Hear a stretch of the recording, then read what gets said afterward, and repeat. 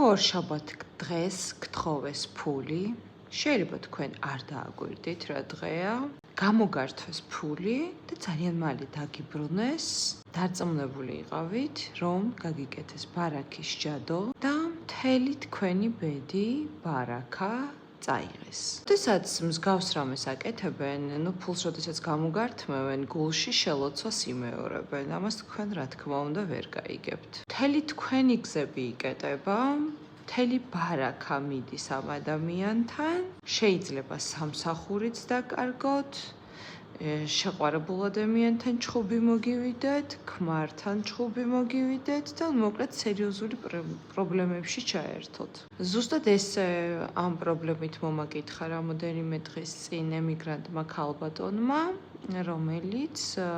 რომელსაც ყავის დალევის დროს ერთ-ერთ ქვეყანაში თავისმა მეგობარმა გამოართვა რაღაცა 5 თუ 10 евро. და მე მგონი იმავე დღეს თუ რაღაცა მეორე დღეს თუ არ ვცდები დაუბრუნა. ეს ქალბატონი გაანთავისუფლეს სამსახურიდან ძალიან მალე, 2-3 კვირაში და დაეწყო ძალიან სერიოზული ჯანმრთელობის და ფინანსური პრობლემები მოწმენდილ ცაზე. ეს ქალბატონი იყო სრულიად ჯანმრთელი, ბედნიერი, ყავდა ბოიფრენდიც და მოკლედ არაფერს არ უჩიოდა.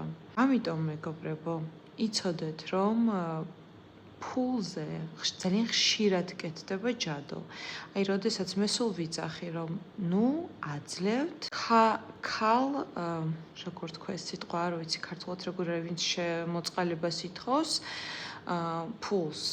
უყიდეთ რაღაცა პროდუქტი თუ დახმარება გინდათ, მაგრამ ფული არ უნდა მისცეთ, იმიტომ რომ მათ მიაქვთ თქვენი ბარაქა. აი, მამაკაცი თუ ითხოვს ფულს, კი, მას შეიძლება დაეხმაროთ, მაგრამ მაინც ყველა ვარიანტში გირჩევთ, რომ პროდუქტი უყიდოთ ხოლმე. დაწერეთ კომენტარში თუ უნდათ ხოლმე თქვენგან ფულის წესხება, როგორ წაგივიდათ საქმე და ასე შემდეგ, იმიტომ რომ ეს არ არის სახუმარო საქმე. უბარაქობა მე პირდაპირ ნერვიულ სისტემაზე არ ტყავს, რა თქმა უნდა, ფული რო არ გაქვს ადამიანს, შემდეგ ჯანმრთელობაზე არ ტყავს და მოკლედ მე ძალიან სერიოზულ პრობლემებში გადადის და ძალიან სერიოზულად არის ხშირად მე მისახედი, ძალიან ბევრ პრობლემებს იწვევს. გააჩნია კიდე ის კრადნიკი, რას წაგართმევს, რა ლოცვა გააკეთა. შეიძლება ბარაქასთან ერთად ჯანმრთელობა წაგერთვათ, ან ბარაქასთან ერთად სიყვარული წაგერთვათ, ეს უკვე ინდივიდუალურია და ეს უკვე ჯადოზეა დამოკიდებული, ამიტომ დაიცავთ